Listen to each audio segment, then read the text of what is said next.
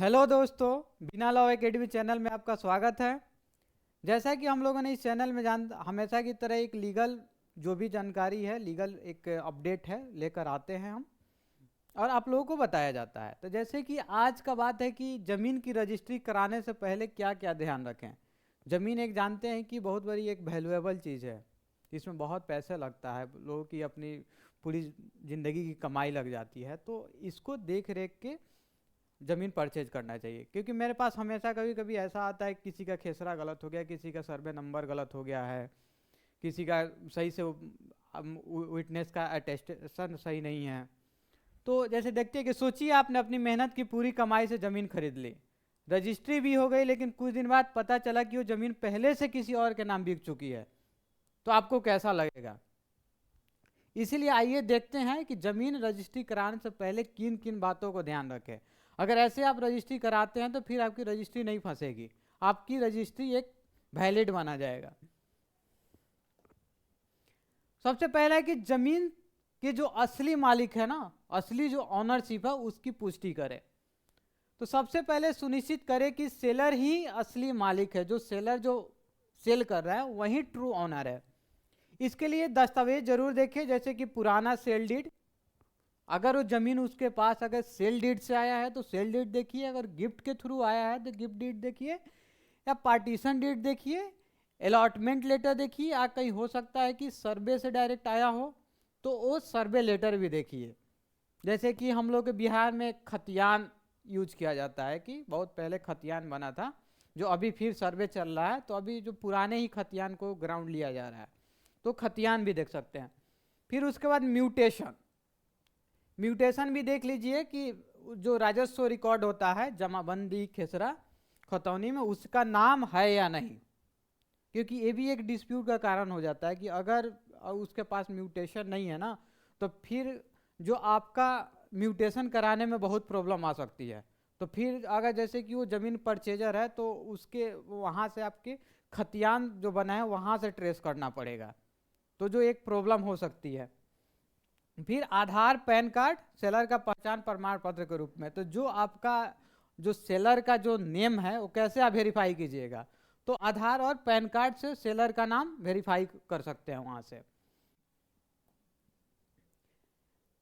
दूसरा है कि इनकम्ब्रांस सर्टिफिकेट, इनकम्ब्रांस सर्टिफिकेट निकालिए, जो कि आपके सब रजिस्ट्रार ऑफिस से निकलता है, या अब तो बहुत सारे बिहार की जैसे कि भूमि जानकारी वेबसाइट से भी निकल जाता है, तो वहां से इनकम्ब्रांस सर्टिफिकेट निकालिए। इनकम्ब्रांस सर्टिफिकेट से पता चलता है कि जमीन पर पहले कोई लोन, मॉर्गेज या प्रीवियस सेल डीड तो नहीं है। ये सब रजिस्ट्रार ऑफिस या ऑनलाइन पोर्टल से कम 30 साल तक का इनकम्ब्रांस सर्टिफिकेट निकले। इससे क्या पता चलेगा कि उस जमीन का पहले रजिस्ट्री हुआ है कि नहीं है, उसका ट्रेस निकल जाता है रियल में। अगर वो ट्रेस नहीं है तो आप डायरेक्ट खतियान ढूंढिए। खतियान आपको कहाँ मिलेगा, जो आपके जो भी जिला का अभिलेखागार होता है ना, उसमें आपका खतियान मिल जाएगा, तो वहां से भी आप खतियान से डायरेक्ट निकाल सकते हैं। अगर इनकम्ब्रांस सर्टिफिकेट में किसी और का नाम या बैंक एंट्री दिखे, जैसे कि उस पर अगर लोन हो, तो समझिए खतरे की घंटी बज चुकी है, यानी कि उस पर कुछ ना कुछ डिस्प्यूट है। तीसरा है कि जमाबंदी खेसरा खतौनी की जांच करें, रिवेन्यू रिकॉर्ड। तो ये क्या होगा कि आप जाके जो भी आपका सीईओ है, कर्मचारी है, जनरली बिहार में कर्मचारी बोला जाता है, कि उसके पास जाके आप राजस्व विभाग की वेबसाइट या तहसील कार्यालय से जमीन के रिकॉर्ड देखें। यह रिकॉर्ड बताता है कि किसके नाम पर भूमि दर्ज है और क्या उस पर कोई विवाद या रोक स्टे ऑर्डर तो नहीं है। अगर नाम अलग अलग दिखे या म्यूटेशन लंबित हो तो डील को रोकिए। तो ये तो हम लोग के बिहार में तो ये सारी जानकारियाँ तो भूमि जानकारी .com पे मिल जाती है। उस पर ये भी मिल जाता है कि कहीं म्यूटेशन का उस पर केस नहीं है, या ज़मीन का उससे ट्रेस भी पता चल जाता है, लेकिन अभी भी पूरी तरह से अपडेट नहीं है। अगर अपडेट नहीं है उस ज़मीन को, तो आप जाके तहसील कार्यालय जो आपके ब्लॉक है वहाँ से आप पता कर सकते हैं उसको। प्रॉपर्टी की ज़मीन पे जांच, फिजिकल वेरिफिकेशन, ज़मीन पर खुद जाकर देखें, बाउंड्रीज, रोड एक्सेस और नियर बाई ऑनरशिप की पुष्टि करें। पड़ोसियों से पूछ ले कि कोई विवाद या रोक तो नहीं।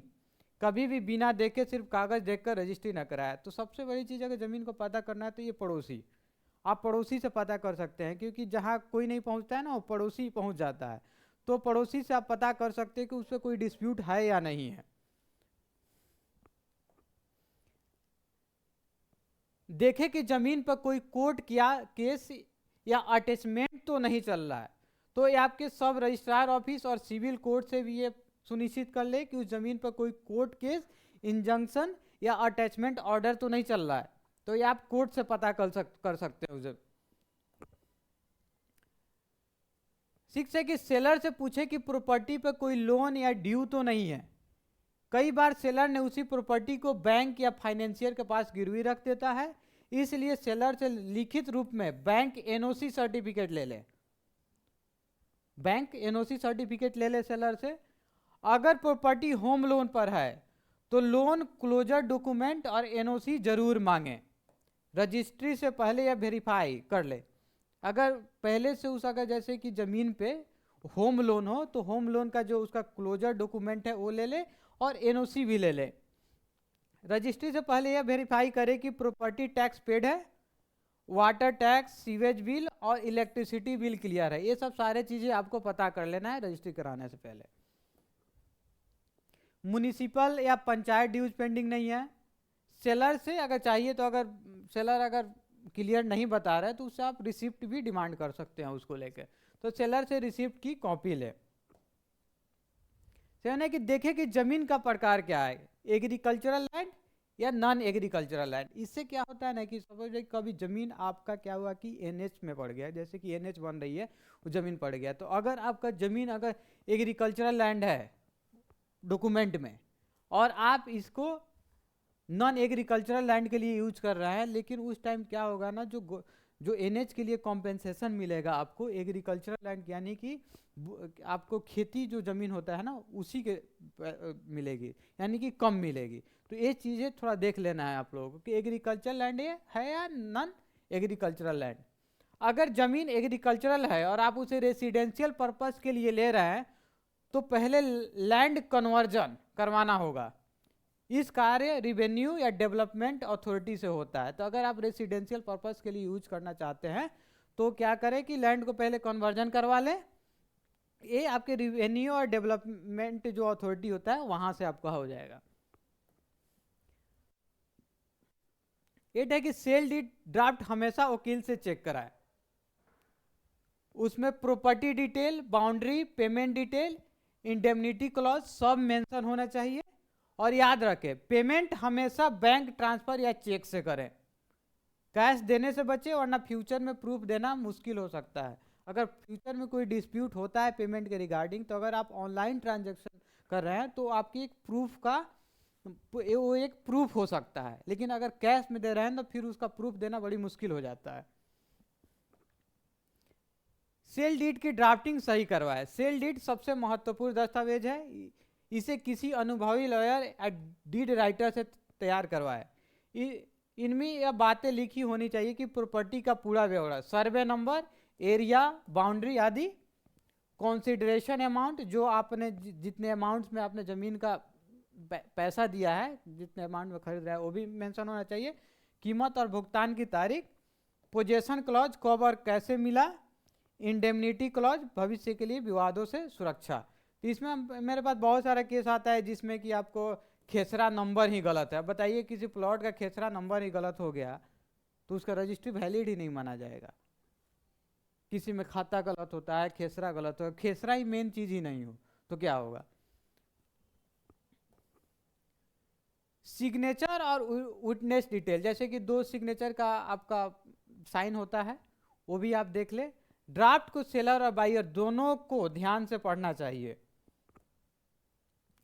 रजिस्ट्री के बाद के कदम, रजिस्ट्री के बाद काम खत्म नहीं होता, तुरंत म्यूटेशन के लिए आवेदन दे। आजकल क्या होता है ना कि जैसे आप रजिस्ट्री कर रहे हैं जमीन का उसी टाइम म्यूटेशन का एक फॉर्म होता है, उसी में एक म्यूटेशन का फॉर्म डायरेक्ट फिल कर दिया जाता है और रजिस्ट्री के बाद वो अपने आप आपके नाम पे वो जमाबंदी तैयार हो जाता है।